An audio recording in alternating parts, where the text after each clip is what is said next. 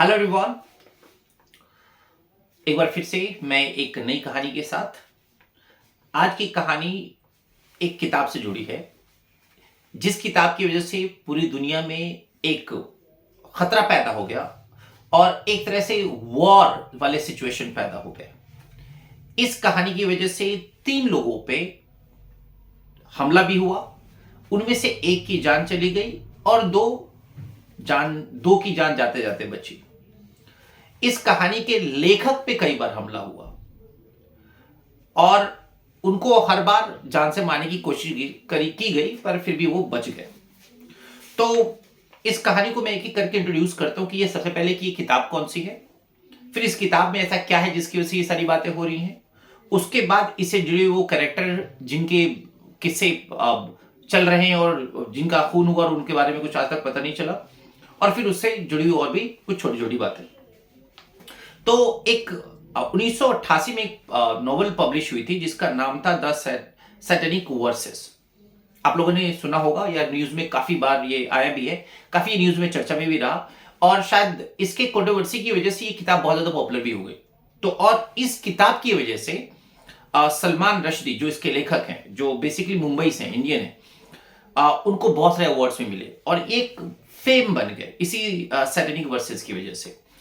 ये satanic versus publish हुई 1988 में, 1988 और अभी हम लोग हैं 2023 में, तो ऑलमोस्ट ये 35 इयर्स हो गए। 35 इयर्स के बावजूद भी ये इस किताब पे आज भी उतना ही फसाद है, उतनी ही कंट्रोवर्सी है जितना कि पहले था। लास्ट ईयर सलमान रश्दी पे एक हमला हुआ था और उनके गले पे एक नाइफ से वार किया गया था और वो वार उनका मतलब वो बच गए किसी भी तरीके से, लेकिन जानलेवा हमला था। और ये पहली बार उनपे नहीं हुआ था इस किताब की वजह से, ऐसे कई हमले उनपे हो चुके हैं इसी किताब की वजह से। और जैसे मैंने कहा कि किताब का नाम है द सैटेनिक वर्सेस। तो अब ये सैटेनिक वर्सेस पे की वजह से आखिर हो क्यों रहा है, तो दरअसल सैटेनिक वर्सेस एक नॉवेल है। ये नॉवेल एक टाइप ऑफ लव स्टोरी है, लेकिन जो इसमें कैरेक्टर लिए गए हैं वो इस्लाम से लिए गए हैं, इस्लामिक बुक से लिए गए हैं, या फिर इस्लाम के ओरिजिन की बात हुई है। तो आप डिटेल में पढ़ेंगे तो कभी या फिर कभी मैं इस पे अगर मैं रिव्यू देता हूं इस किताब पे या फिर इसके सिनेप्सिस को या स्टोरी को बताता हूं तो किसी अलग से स्टोरी में बताऊंगा। अगर आप लोगों की दिलचस्पी होगी कि इस कहानी को पूरा मैं समराइज करूं या फिर एक डिटेल इंफॉर्मेशन दूं कि इस कहानी के कैरेक्टर कौन कौन से हैं, क्या शुरू होता है, किसकी वजह से, किस बात की वजह से, किस लाइन की वजह से ये इतना कंट्रोवर्शियल बना, तो उसमें बात कर लेंगे। तो 1988 में जब ये किताब पब्लिश हुई तो उस टाइम पे जो सबसे पहला बयान आया था वो बयान आया था ईरान से, और वो थे ईरानी आयतुल्लाह खुमैनी। दरअसल पहला बयान इनका आया था आयतुल्लाह खुमैनी का। इन्होंने एक फतवा जारी किया था जिसमें उन्होंने कहा था कि इस किताब को जो भी प्रकाशित करेगा उसको मार दिया जाए, ऐसा फतवा उन्होंने जारी किया था। और मारने वाले के लिए आई बिलीव कि उस टाइम पे इनाम भी रखे गए थे। तो ये एक बहुत बड़ी धमकी थी, और जो भी पब्लिश करेगा मतलब दुनिया के किसी कोने में, तो पहली बात। और ये धमकी सिर्फ नहीं थी, इस धमकी की वजह से कई जगह हुई। इस किताब की वजह से पाकिस्तान में बहुत सारी दुकानें जला दी गई। पाकिस्तान में इसकी वजह से बमबारी भी हुई और इस किताब को कई जगह बैन भी किया गया, स्पेशली इस्लामिक कंट्रीज में इसको बैन किया गया। तो ये था उसका, और कैरेक्टर मैंने आपको बता ही दिया है और मैंने रीजन आपको बता ही दिए हैं। अब आते हैं उस वाले स्टोरी पे जो मौत की वजह बनी। तो इसमें 3 प्योर नेम आते हैं इस मर्डर के केसेस में। जो सबसे बड़ा नाम आता है वो आता है हितोशी इगाराशी का। अब ये कौन है? हितोशी इगाराशी एक लेक्चर हैं, प्रोफेसर हैं सुकुबा विश्वविद्यालय में, और ये इस्लामी संस्कृति को पढ़ाते हैं। इनकी उम्र तब 40 साल थी जब इनके साथ ये हादसा हुआ, और ये हादसा हुआ था 1990 में। 1990 में नहीं, दरअसल 1990 की शुरुआत में ये बातें उनके सामने आई, क्योंकि 1990 की शुरुआत में उन्होंने द सैटेनिक वर्सेस को जापानी लैंग्वेज में ट्रांसलेट किया। तो इसके जो पहले जो पहले मर्डर केस जिनके सामने आया था, जिनके मर्डर का आज तक कोई सुराग नहीं मिला, उनमें पहला नाम था हितोशी इगाराशी। अब ये कौन थे? हितोशी इगाराशी जापानी विश्वविद्यालय में प्रोफेसर थे। विश्वविद्यालय का नाम था सुकुबा विश्वविद्यालय, और ये वहां पर इस्लामिक संस्कृति पढ़ाते थे। 1990 में उन्होंने इस किताब को जापानी लैंग्वेज में ट्रांसलेट करना शुरू कर दिया, और ठीक उसके एक साल बाद 13 जुलाई 1991 को इनका डेड बॉडी मिला।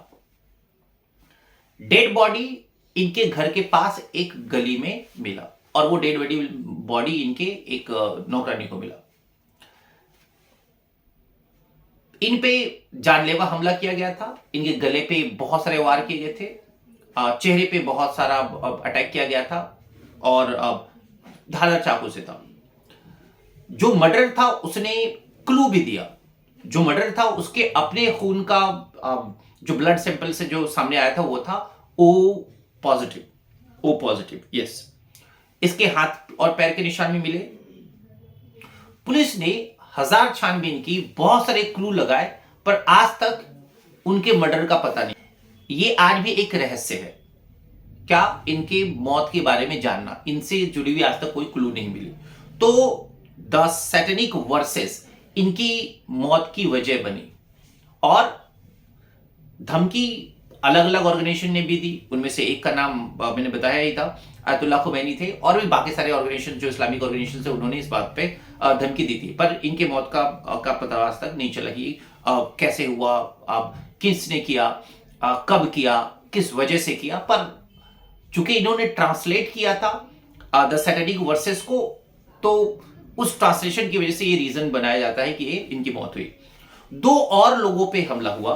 उनमें से एक थे इतालवी अनुवादक, इतालवी ट्रांसलेटर एटोर कैप्रियोलो जब अपने घर पे थे तो इन पे चाकू से हमला हुआ जब ये अपने अपार्टमेंट में थे, और इन पे 4-5 बार इनको चाकू से अटैक किया गया। हालांकि किसी तरीके से इनको लोगों ने बचा लिया, तो ये एक बच गए। फिर से वही बात कि ये अगेन की हमला होते हुए भी ये पता नहीं लगा कि हमलावर कौन था, पर्पस क्या था, किस वजह से मारा। लेकिन चूंकि इन्होंने ट्रांसलेट किया था इसलिए इसका लिंक ये है जाता है कि इस किताब की वजह से ऐसा हुआ।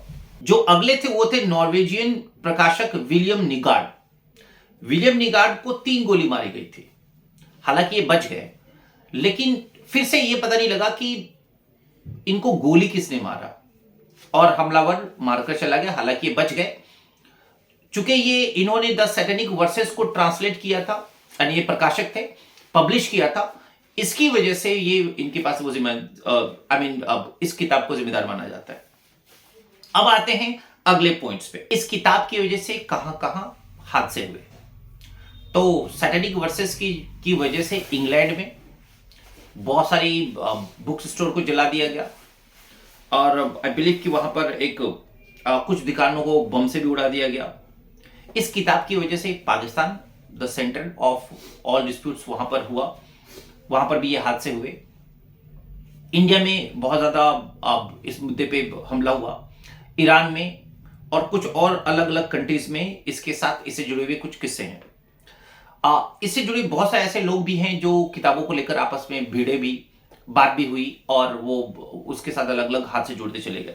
लेकिन जो 3 कैरेक्टर इसमें थे जो मेनली नोन थे, जिन पे हमला हुआ, जिन पे वॉर हुआ, जिसमें से एक की मौत हो गई और 2 लोग बच भी गए।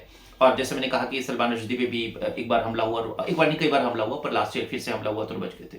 तो द सैटेनिक वर्सेस एक ऐसी किताब है जिस किताब ने बहुत ज्यादा कंट्रोवर्सी बटोरी। इस किताब की वजह से सलमान रुश्दी हाईलाइट हुए, उनको बहुत सारे अवार्ड मिले, और ये किताब कईयों की मौत की वजह बनी।